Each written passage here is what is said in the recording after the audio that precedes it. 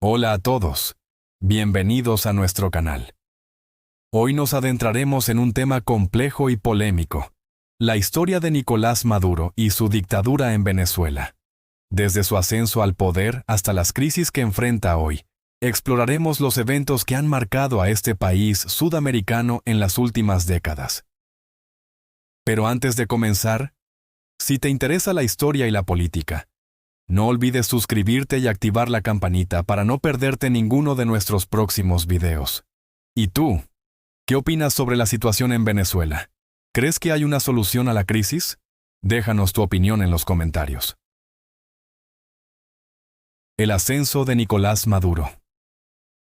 Nicolás Maduro nació el 23 de noviembre de 1962 en Caracas, Venezuela. Desde sus primeros años, creció en un entorno de modestia. Su madre, profesora, y su padre, conductor de autobús, le inculcaron valores de trabajo duro y compromiso social. Estos principios se verían reflejados más tarde en su vida política. Su carrera política comenzó en la década de 1990, cuando se unió al movimiento sindical y se convirtió en un destacado líder de la clase trabajadora. A través de su trabajo, Maduro desarrolló un interés por la política, lo que lo llevó a unirse al partido Movimiento Quinta República, fundado por el entonces coronel Hugo Chávez. Esta decisión marcaría el inicio de su asociación con uno de los líderes más influyentes en la historia reciente de Venezuela.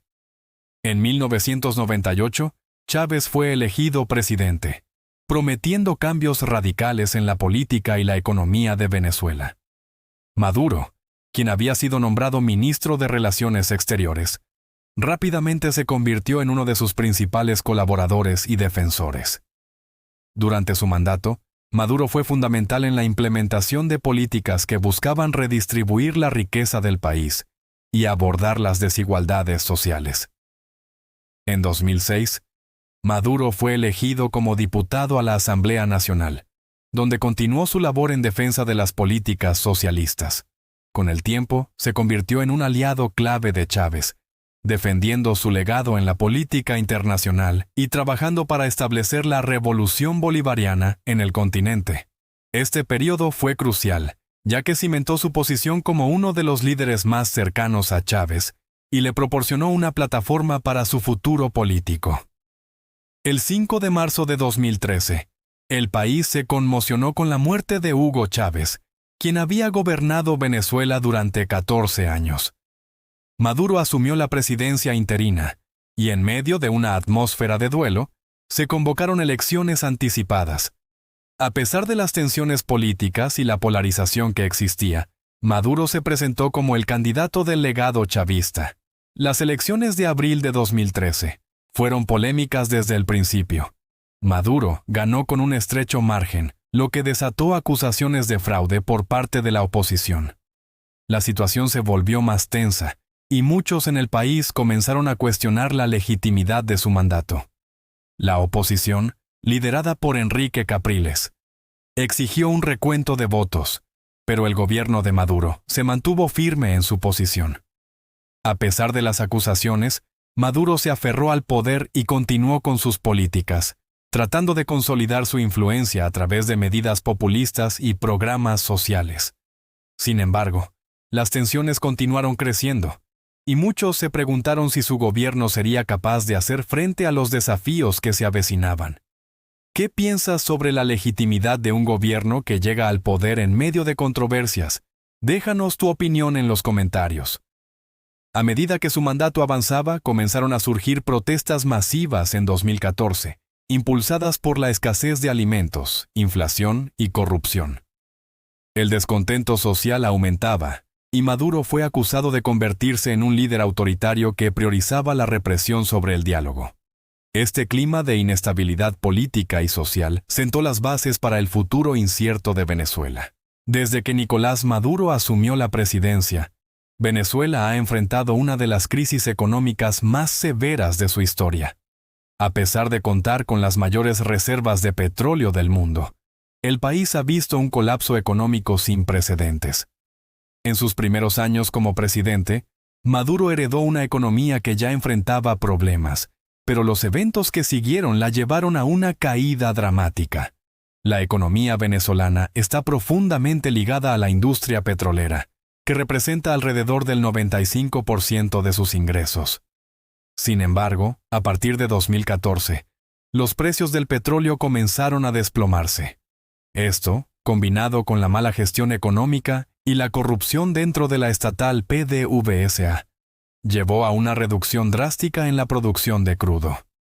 La falta de inversión y mantenimiento en las instalaciones, junto con políticas ineficaces, transformaron a Venezuela de un país próspero en un estado en crisis. La hiperinflación se convirtió en un fenómeno cotidiano. Según informes, en 2018, la inflación alcanzó el MULA 698,488%, un número que resulta difícil de imaginar. El bolívar, la moneda nacional, perdió su valor a pasos agigantados, lo que llevó a los venezolanos a lidiar con un entorno donde los precios cambiaban a diario. Las personas comenzaron a utilizar el dólar estadounidense en sus transacciones, reflejando la pérdida de confianza en la moneda local. La escasez de alimentos y medicinas se volvió una realidad devastadora. La gente hacía largas filas en los supermercados, solo para encontrar estantes vacíos. La crisis alimentaria resultó en malnutrición, especialmente entre los niños, y muchas familias se vieron obligadas a recurrir a comedores comunitarios. Esta situación generó un aumento en enfermedades que antes eran poco comunes en el país, exacerbando el sufrimiento de la población. El descontento social se intensificó y, en 2014, estallaron protestas masivas en varias ciudades. Los venezolanos comenzaron a salir a las calles, exigiendo cambios y protestando contra la escasez, la represión y la corrupción del gobierno. Las manifestaciones, aunque pacíficas en su mayoría, fueron respondidas con violencia por parte de las fuerzas de seguridad, que no dudaron en utilizar métodos represivos para sofocar el descontento. A medida que la crisis se profundizaba, las historias de sufrimiento personal empezaron a surgir. Muchos venezolanos compartieron relatos desgarradores sobre cómo la crisis había afectado sus vidas.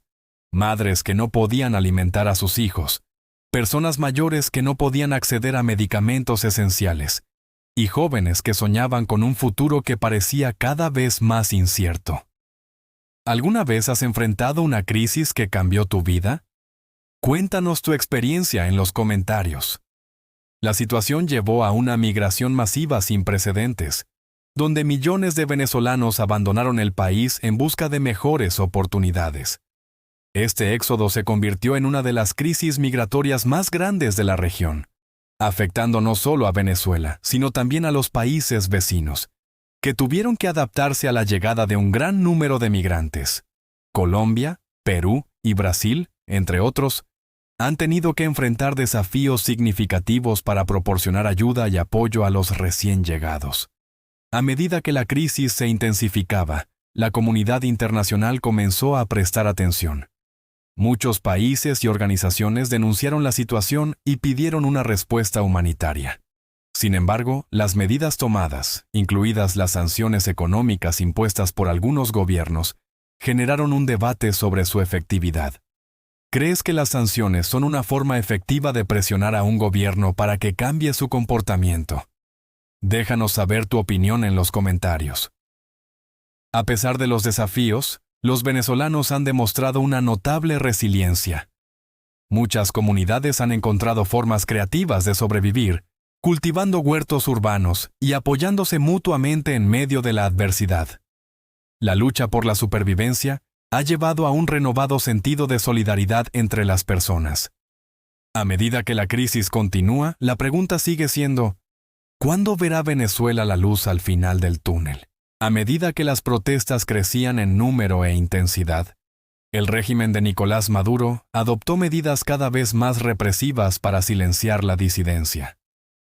Desde 2014, el gobierno ha sido acusado de llevar a cabo una brutal campaña de represión, utilizando a las fuerzas de seguridad y grupos paramilitares para controlar a la población.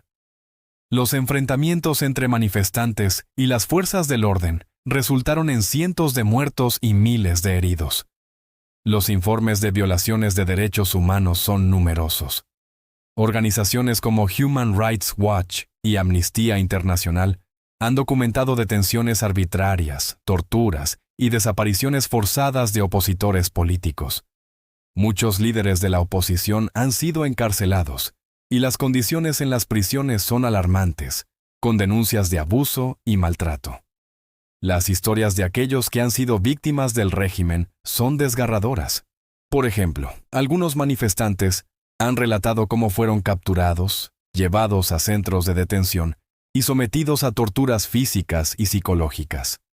Esta represión no solo afecta a los opositores, también se extiende a periodistas y activistas de derechos humanos que intentan informar sobre la situación en el país.